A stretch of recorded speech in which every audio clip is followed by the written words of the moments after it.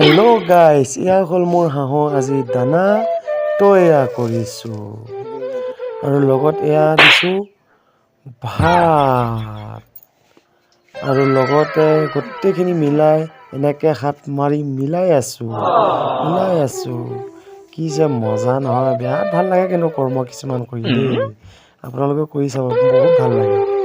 এনেকৈ মিলাই লৈ এনেকৈ মিলাই দিলোঁ এনেকৈ, তাৰপিছত বিৰাট সুন্দৰকৈ খাই আছে আৰু চাওক না, কি মজা লাগে বে।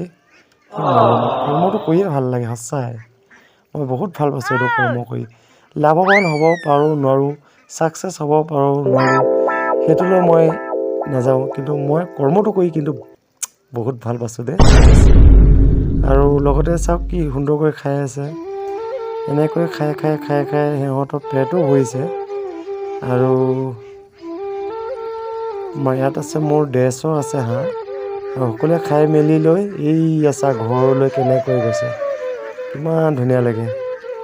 মই নিজে কিন্তু, আপোনালোকে ভাল পায় নাপায় নাজানো, কিন্তু মই নিজে বহুত ভাল পাইছোঁ।